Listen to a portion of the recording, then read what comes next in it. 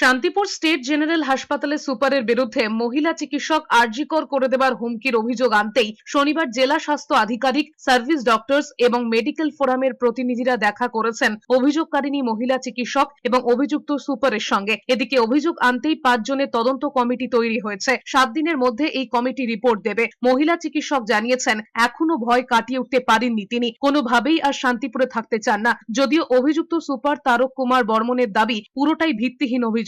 মহিলা চিকিৎসকের দাবি 2024 সেপ্টেম্বর থেকে তিনি শান্তিপুর হাসপাতালে কাজে যোগ দিয়েছেন। তারপর থেকে নানাভাবে তাকে হেনস্থা করা হচ্ছে। রাতে হাসপাতালে নিরাপদ বোধ করছেন না তিনি। বিষয়টি হাসপাতাল কর্তৃপক্ষকে জানালেও কোনো লাভ হয়নি জানিয়েছেন চিকিৎসক। উল্টে 31 ডিসেম্বর হাসপাতালের সুপার দ্বিতীয় অভয়া করে দেবার হুমকি দিয়েছেন। এদিকে যার বিরুদ্ধে অভিযোগ সেই সুপার দাবি করেছেন 31 তারিখ তিনি হাসপাতালে ছিলেন না। ডিউটি রোস্টার ঠিক করার জন্য একটা কমিটি রয়েছে, তারাই রোস্টার করেন। শুধুমাত্র তিনি পরামর্শ দেন, যেভাবে ডিউটি দেওয়া হয় সবাইকে সেই অনুযায়ী ডিউটি করতে হয়। 5 মাস হয়ে গেল প্রায় আরজিকরের অভয়াকে কেন্দ্র করে আন্দোলন চলছে এবং ন্যায় বিচার মানুষ পায়নি, মানুষ সেন্সিটাইজ রয়েছে। এরকম একটা পরিস্থিতিতে এই ধরনের একটা অভিযোগ, এটা মারাত্মক, শুধু ডাক্তার সমাজ নয়, সাধারণ মানুষের মধ্যে একটা মারাত্মক প্রভাব ফেলেছে বলে আমরা ছুটে এসেছি। এই যে ঘটনাটা ঘটেছে, একটা নিরপেক্ষ তদন্তের সেটা শুরু হয়েছে, তদন্ত প্রক্রিয়া, তদন্ত হোক এবং তদন্ত সাপেক্ষে শাস্তি হোক।